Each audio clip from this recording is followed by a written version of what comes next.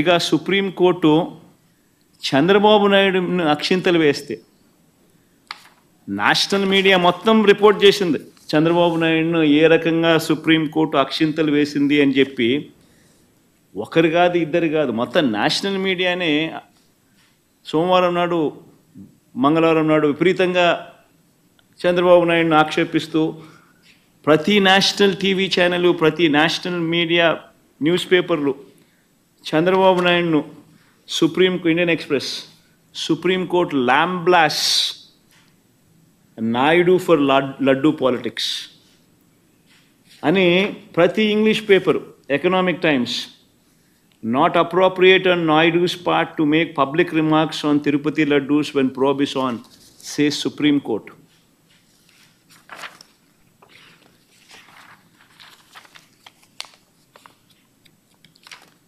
Times of India,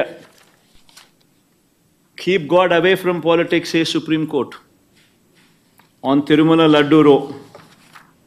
Hindu, keep gods away from politics, Supreme Court tells Naidu. Ani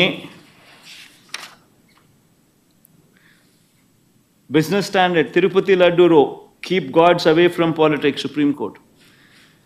ఇలా ప్రతి national channel, ప్రతి English paper ఏ మాదిరిగా చంద్రబాబు నాయుడును తిడుతూ ఏ మాదిరిగా చంద్రబాబు నాయుడును చేశారన్నది ప్రస్ఫుటంగా కనిపిస్తూ ఉన్నా కూడా చంద్రబాబు నాయుడును రివర్స్ సుప్రీంకోర్టు తిడుతూ ఉన్నా, ఆక్షేపిస్తూ ఉన్నా కూడా చంద్రబాబు నాయుడు గారి Twitter handle, Telugu Desam party Twitter handle ఎన్ని అబద్ధాలు ఆడుతూ ఉంది, ఎంత దుష్ప్రచారం చేస్తూ ఉందనడానికి ఇంతకన్నా నిదర్శనం కావాలన్నా చంద్రబాబు నాయుడు గారు అనే వ్యక్తి ఎంత నీచానికి దిగజారిపోయాడు అని చెప్పడానికి.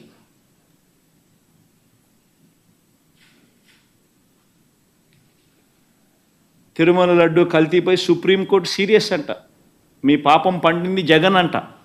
ఆశ్చర్యం, ఆయనను తిడతా ఉంటే, ఆయన సుప్రీంకోర్టు ఆయనను తిడతా ఉంటే, ఆయనను తిడతా ఉంటే, అందరూ దాన్ని చూస్తూ ఉంటే, అందరూ దాన్ని రాస్తూ ఉంటే ఏమాత్రం సిగ్గు ఎగ్గు లేకుండా దాన్ని కూడా వక్రీకరించాలని, దాన్ని కూడా ట్విస్ట్ చేస్తూ మీ పాపం పండింది జగన్, తిరుమల లడ్డు కల్తీపై సుప్రీంకోర్టు సీరియస్. వైవి సుబ్బారెడ్డిపై ఆగ్రహం అంట. చంద్రబాబు నాయుడుపై ఆగ్రహం వ్యక్తం చేస్తే వైవి సుబ్బారెడ్డిపై ఆగ్రహం అంట. వైవి సుబ్బారెడ్డిపై ఆగ్రహం వ్యక్తం చేసిన సుప్రీంకోర్టు అంట. ఆశ్చర్యం అంటే ఆశ్చర్యం, నిజంగా వీళ్ళు రాసిన మాటలు చూస్తూ ఉంటే. ఇంత దారుణంగా వక్రీకరిస్తూ ఈ మాదిరిగా చంద్రబాబు నాయుడు గారు అనే వ్యక్తి ఈ స్థాయికి దిగజారిపోయిన పరిస్థితులు కనిపిస్తూ ఉన్నాయి. రాష్ట్రాన్ని నడుపుతా ఉన్న వ్యక్తి నిజాయితీగా ఉండడానికి, ఆ నిజాలను ఒప్పుకోవడానికి, ఇవే వివరాలను ఒక్కసారి నేను మళ్ళీ మీ అందరికీ మెమరీ ఒక్కసారి రీజిగ్ చేయడానికి ఒక్కసారి మీ అందరికీ కూడా చూపిస్తా. ఒక్కసారి మీరంతకు మీరే గమనించండి. జూలై 6వ తారీఖున, జూలై 12వ తారీఖున ఏ రకంగా ఈ కంటైనర్లలో ఏ రకంగా క్వాలిటీకి లేని పరిస్థితులు వచ్చినప్పుడు ఆ కంటైనర్లను అసలు లోపలికి వెళ్ళే పరిస్థితి కూడా లేదు. యాజ్ పర్ నార్మ్స్ టీటీడీలో ఉన్న ఒక గొప్ప రోబస్ట్ పరిపాలనా వ్యవస్థ ఎంత గొప్పగా ఉంటుంది అని అంటే, క్వాలిటీ అనేది లేకపోతే అసలు వెహికల్ లోపలికి వెళ్ళే పరిస్థితి కూడా ఉండదు. అదే మాదిరిగానే జూలై 6, జూలై 12 అంటే చంద్రబాబు నాయుడు గారు సాక్షాత్తు ముఖ్యమంత్రి అయి ఉండగా వచ్చిన కంటైనర్లు ఇవి. ఆయన ముఖ్యమంత్రిగా అయి ఉండగా, ఆయన వేసిన ఈఓ అధికారిగా ఉండగా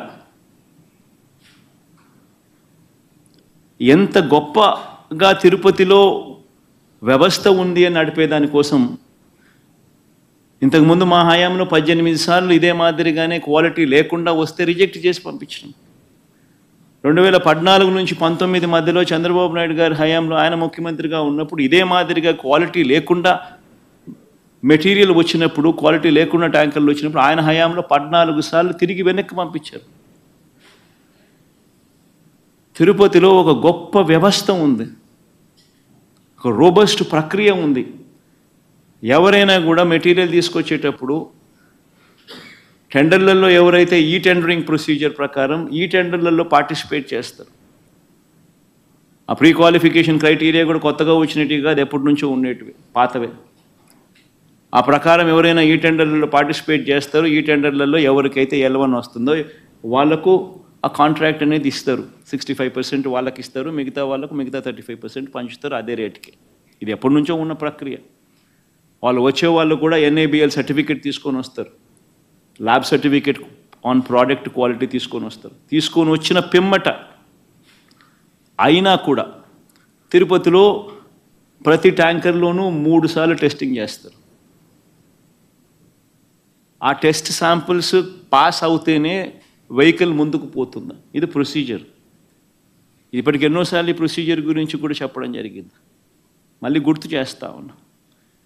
ఆ ప్రొసీజర్ల నేపథ్యంలో జూలై 6, 12వ తారీఖున వచ్చిన మెటీరియల్ తిరుపతిలో వీళ్ళు 3 సార్లు టెస్ట్ చేసి ఆ ట్యాంకర్లను ఏదైతే 3 సార్లు టెస్ట్ చేసిన ప్రక్రియ ఏదైతే చేశారో ఆ ప్రక్రియలో ఈ టెస్ట్లలో అది ఫెయిల్ అయిన పిమ్మట ఆ కంటైనర్లో ఆ ట్యాంకర్ ఫెయిల్ అయితే ఆ ట్యాంకర్లను పక్కన పెట్టి ఆ ట్యాంకర్ ఫెయిల్ అయినటివి లోపలికి పంపించకుండా ఆ ట్యాంకర్లను పక్కకు పెట్టేసేసి ఆ ట్యాంకర్లు అసలు వాడుకలోనే తీసుకొని రాలేదు, వెనక్కి పంపించేశారు ఆ ట్యాంకర్లను. ఒకసారి ఆ 3 టెస్టులు ఫెయిల్ అయిన ఆ ట్యాంకర్లను మరొకసారి రీకన్ఫర్మేషన్ కోసం రీటెస్టింగ్ కోసం మళ్ళీ NDDBకి కూడా పంపించడం జరిగింది ఆ శాంపుల్. ఆ శాంపుల్ మళ్ళీ జూలై 23వ తారీఖున రిపోర్ట్ వచ్చింది.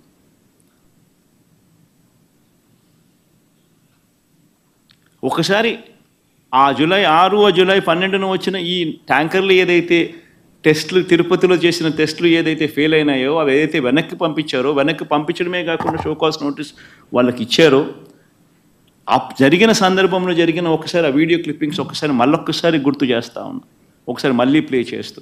ఇది జూలై 23వ తారీఖున సాక్షాత్ ఈఓ మాట్లాడిన మాటలు. జూలై 23వ తారీఖున ప్లే చేయండి అమ్మా. ఒక ఇంపార్టెంట్ ఆస్పెక్ట్ ఏంటంటే